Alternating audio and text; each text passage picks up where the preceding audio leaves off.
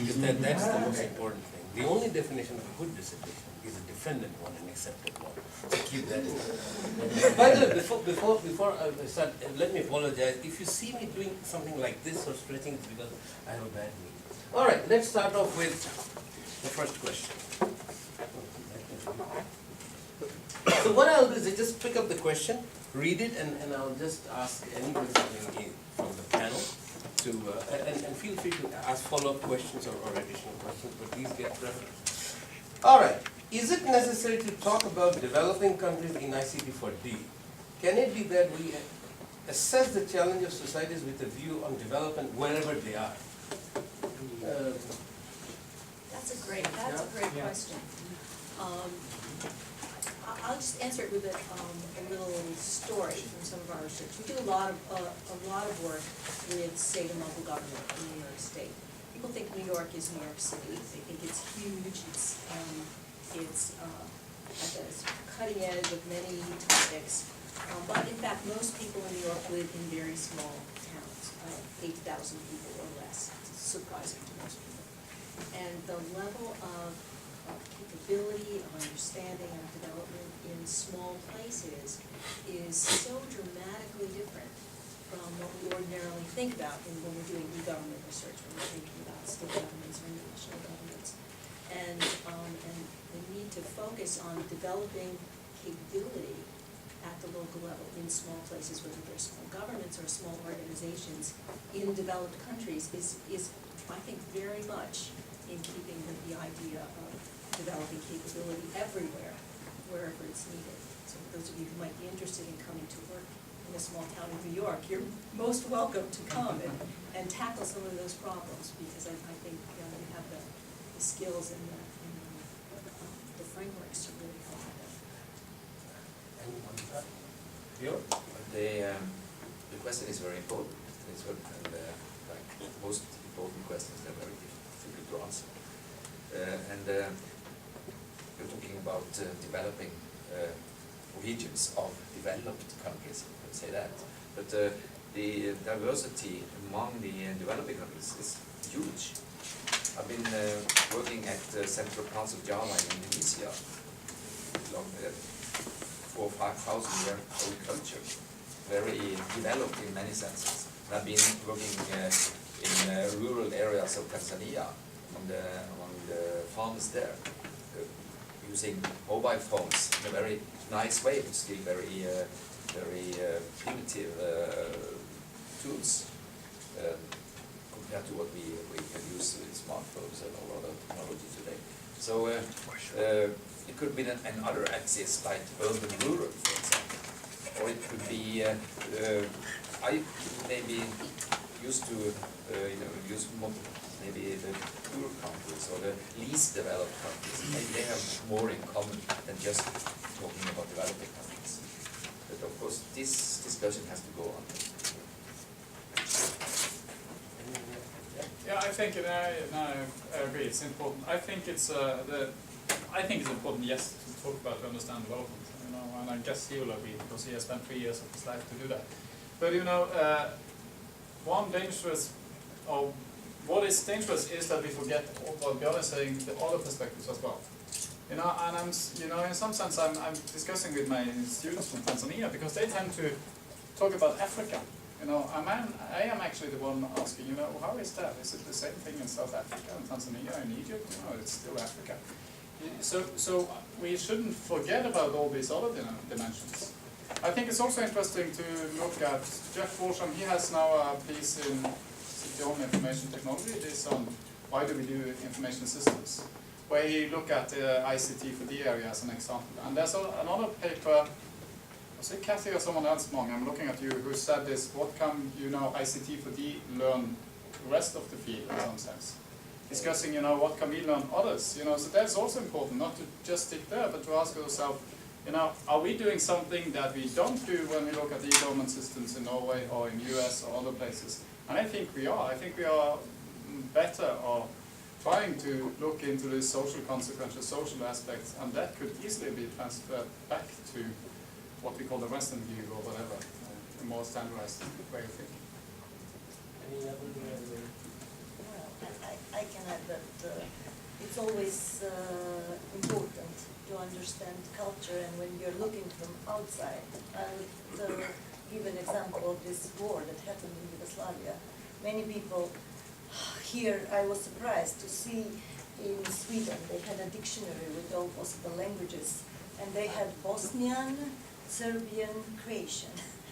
And it's almost the same language, because I have lived there in Yugoslavia. So Bosnian, they thought, are actually people from back in the history under the Turkish Empire who took the Islam religion, but they're actually Serbs. And you had the fight of Serbs against Serbs, which is difficult to understand from back. And some people were thinking that there were animosity among, but how I see it, that war is that the wrong people were at wrong places at the wrong time, and that's why it happened.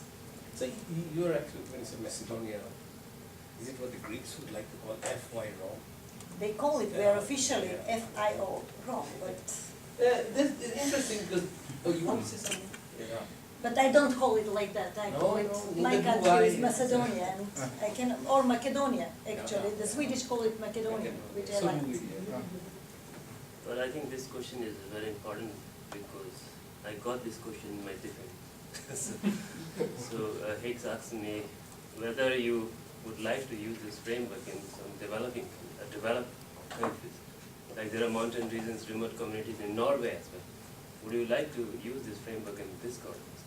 And then he actually answered that it is very much possible to apply this framework to developed region as well. They have their own, you can say, there are many social problems in developed world as well. So we can use the same framework to study those contexts in developed as well as in developing countries. So I don't think we need to confine only in developing regions.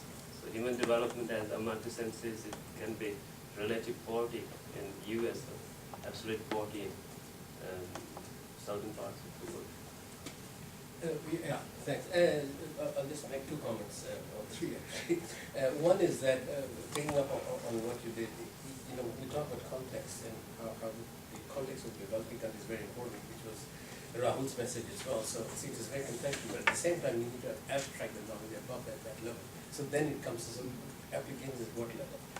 The other comment was, you know, we used to run a track at Hicks called ICT for Development, and with Sajida Qureshi, I ran it for a couple of years.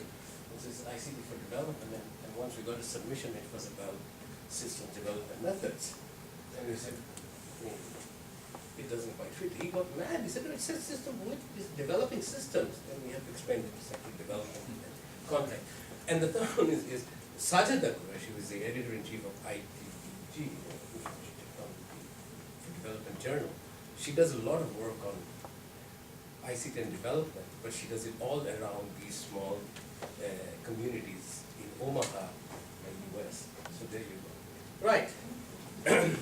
We move on now to this big one. Oh my God. This looks like an application. Dear sir,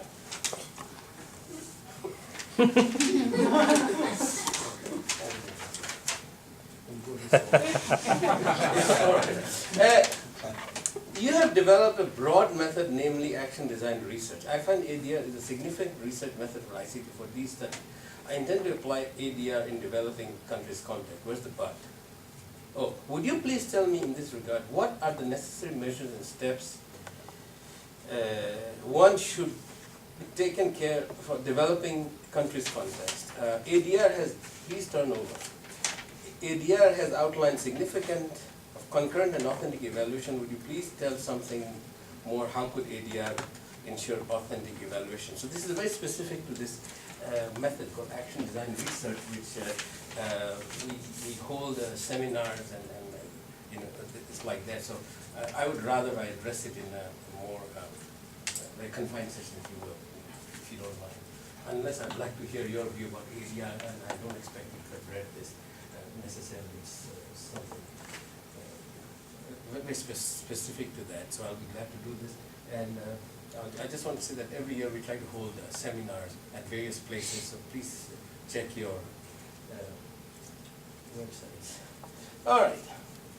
Yes, do you really think computers are necessary as at a primary school level?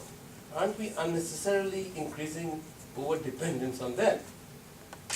Anyone? You want to start with that? Well, I will tell you, when I was in the States as a student, my son was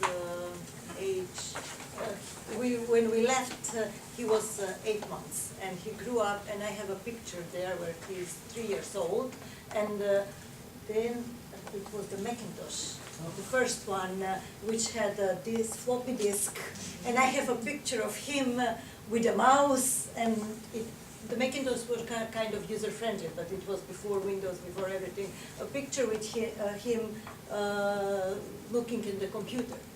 So what I would say, we cannot expect the children that are now 7 years old, the primary school, to think in the same way as I do or as you do at that age. So what will happen with the babies? Also, there was a spot that I saw that was very interesting. A baby having an iPad around their parents, and the baby probably was used to put the finger on the iPad and something happens, something opens or whatever.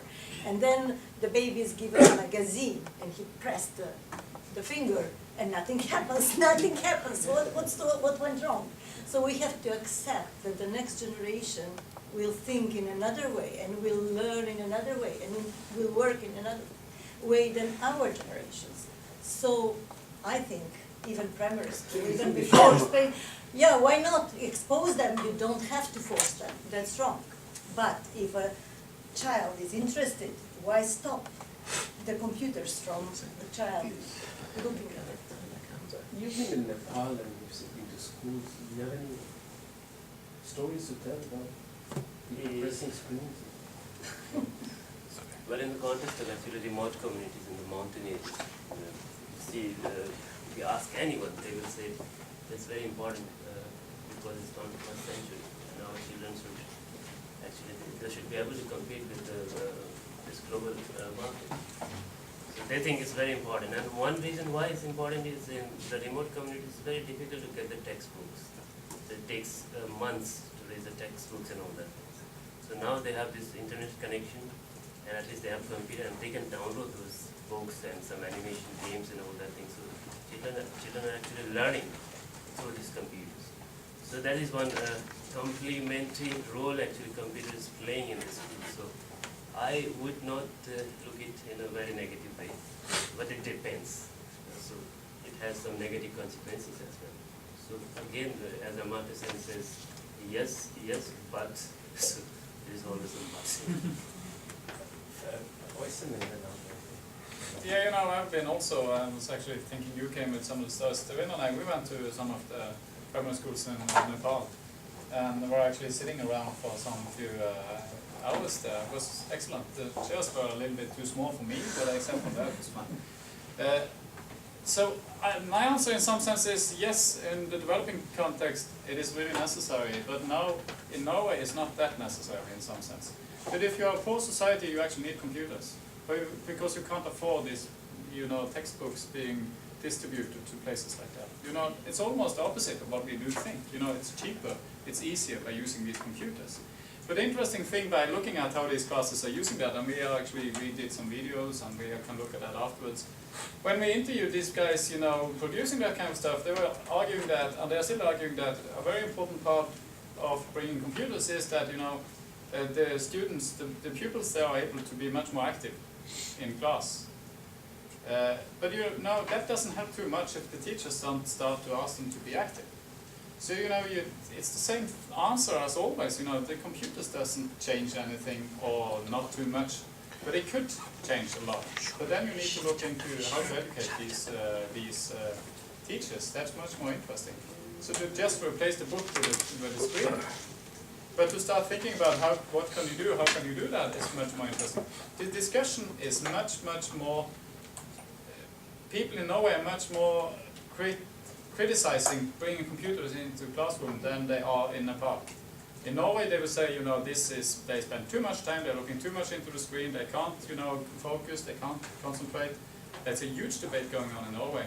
Whereas in Nepal, you know, we need these books, please bring the computer and bring some online, you know, updated stuff.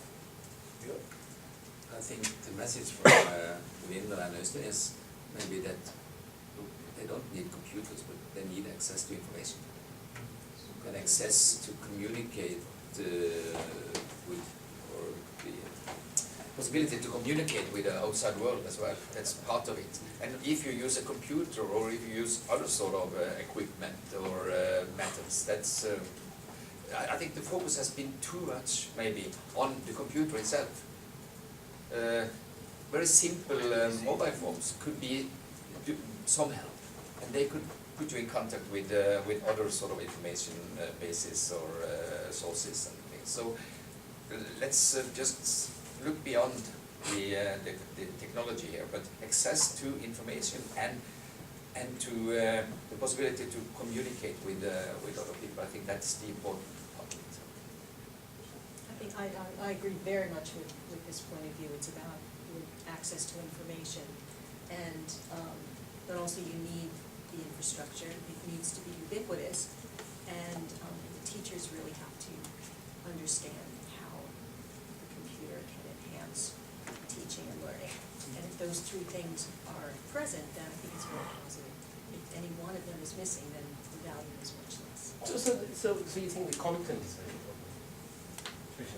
And you have any, I mean, if you have any point of view, please, yeah. I was thinking about the access of information, which I think is a crucial thing maybe in rural schools in Nepal and in other countries.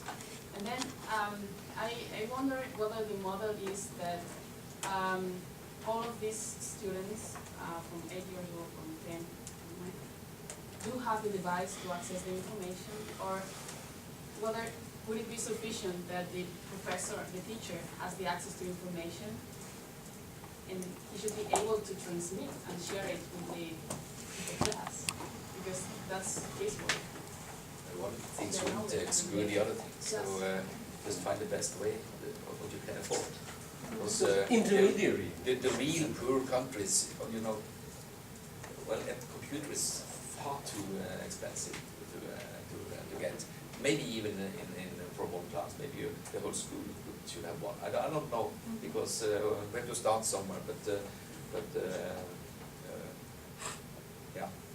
The most of the critics for the one computer per child initiative was that the computers were given to children, but not to teachers. And in many cultures, the teacher is considered to be the source of knowledge, and you cannot change that culture overnight. So that has to be taken into So consideration. teachers never got one of these one lab. In some places, that's what I've heard. And in some places, for example, in Haiti, we had a lecture about that. They provided the computers and no power was there. And these computers are with, so there was an initiative to bring solar panels. So there is a debate whether is this better to have a lab in the box. I think university, where is the Laura Postman that works for Indiana University or something like that in the state. They're producing now, it's still in a prototype phase, lab in the box. This is a solar panels for places where there's no electricity. Solar panels and with the 6 laptops, I think. I don't know what type of laptops, but they come in the box, and when you open the box, actually the box has this stick, so it makes a table. And you have immediately a lab, a table, then you need just the chairs. Then you have this, and the solar panel are installed, and the computers can be powered by the solar energy, which is... Well, shortly, I just came to my mind one story from Nepal again. You know, we interviewed some teachers where they were using actually the OLPC project. We're using computers, and they argued that the dropout, you know, percentage has actually decreased a lot. There were very, you know, people were very fewer people were actually dropping out of school. And we asked them, why is that? And they said, one reason for that is that the kids, they love to play, you know, they love to play with their computers. and they need to come to school to charge the computer. So they will actually come back to school in the morning because the computer is empty, you know. So they need to be there to charge the computer, and they attend, you know, the classes. So it's quite interesting, isn't it? And then we started to discuss with some guys there because they were trying to get to the parents to inform the parents about some health issues. And we started to discuss how can you do that? Maybe you can put that on the kids' computers because they're bringing their computers back home anyhow. So the computers are back home in the afternoons because they are playing. So why don't you bring on some information about, you know, family issues or whatever on that computer? And I think that's a very interesting way of thinking. You know, it wasn't because they were using computers maybe in class, but it was because they would like to play in the afternoon, so they need to charge the computer. And you know, we would never realize that if we were not discussing interviewing these guys. This notion of unintended use of technology, this has been one of the most persistent findings actually on what people do. So, and also this notion of if they're playing games, are they actually learning anything? So next time you see me playing solitaire, I'm actually learning. They were Oh, yes. Yes, I hear you talk about solar panels and so forth, but in my country, generators play a big role. Even if fuel is very expensive, you still find in the villages people using generators to put a disco. I hope you understand when I talk about disco. A disco comes the youth, and you find very many of them going for those night discos, which are run through generators. So this idea is an idea where we think if you avail a community center with even one computer, in order to take care of the dropouts, because the dropout rate of the girl child is very high in my country. So And your country is? Uganda. Okay. I imagine even in Africa. So how do you, we're trying to think out how we can help this girl child get some basic education, some life skills. We think if we could record lessons from teachers teaching in very good schools, and then equip the community centers with just one computer, and pick about 50 girls to come and attend this lesson, listen to them, and then involve them in reinvesting what they have heard from the computers. It will help them acquire some basic education. And the biggest challenge was, yes, power is a problem and so forth. We said, no, look here. Every weekend they have discos around. And those machines are run by generators, not even solar, because solar is very expensive for us. But generator is not expensive. So I still think it's good to equip the rural schools, the rural centers with one computer, leave alone the radios and the mobile phones. By the way, this that's an aside. When you say the generators are, solar is much more expensive compared to generators. That's a very interesting. When you think about it, you say, well, solar, you know, the sun is there, and it's. But in my opinion, and I'll just stop here, is the governments are very short-sighted in this sense. They put in all sorts of high taxes and so on and so forth. But the point should be, you know, make it simple, install it, and then the running costs would be lower. All right, a question from the floor. Oh, you're on floor, but you know, it's a recent question. ICT for D, we are still getting it wrong. Is it wrong? Who wrote it and please explain? How do we fix it? Is it wrong? Is it a political framework or the implementation level? Okay, I think that the crux of the question is ICT4 is not working, and how do we fix it? And what is the root of the problem? Is it at the policy level or is it at the implementation level? Is it right? Yeah. Okay. I mean, well, I know these questions are unanimous, but it's like reminds me of this joke. Somebody at church said, "Oh, we have a big donation. You know, it's an anonymous donation," and somebody stood up and said, "Oh, I thought that was the best way to do it." But yeah. So what is wrong? I mean, is it? Well, first of all, are we getting it wrong? Let's ask the first part of the question. You have just finished a PhD. So are you? Did we just give it away to you or what? Definitely, I agree with this question. I think that especially the ICT for D, the D part is, we are somewhere missing. The researcher, practitioner, or government, whoever, they are not able to define this D, the development part. to what exactly is development here. So I have a very good example of from some blog, actually it was from Uganda. Oh yeah, we never Yeah. understood that. Would you explain So, it? so he said, someone asked a guy from Uganda, and he said, whenever someone says ICT 4D, I see people putting toilets in the villages. So that's one kind of interpretation from the villages. So somewhere this development is missing, it's properly not understood. Why we need this technology, who are going to benefit, and how we can make it beneficial to the actual the poor people. So this part is somewhere missing. That's why it's failing, I think. So you don't think it's at the implementation level? No, implementation is based on how we frame it. And as Rahul's one paper says that the frame comes from the top level, government understanding of development, so like modernization. Give them computer and the country will be developed. But they don't understand the bottom-up approach, what's their actual requirements. So that part is somewhere missing. And that's what this design reality gap and all that things comes here. Maybe that's one reason. Is the same in ego? Very much so, very much so. We have a conceptual model that we use for most of our projects that is it's a series of concentric circles. First circle is what? What is it that we're trying to accomplish? Second one is why. Third is who, meaning both people and organizations. Inside that one is how, what techniques, and inside that one, what tools. So the technology comes last in the thinking because we need to understand all of those larger level questions first. What do you want to accomplish and why do you want to accomplish it? And what capabilities do you have, human, technical, human and organizational, political, legal, that help accomplish those things? And then, could technology help?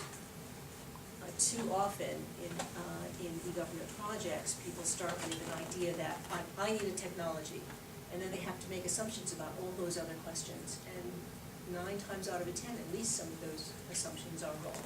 And then the investment really doesn't pay off. In fact, it wastes money and it sets up an expectation that the next time you'll fail as well. Yeah. Maybe as you look into the development part of all this, is IT for development, is it failing or is it wrong in a way? Because from the start, I think the definition of the developing countries was made by the World Bank or organization like that. It has to do with the economic development and getting people rich as fast as possible. And there I think the IT has failed.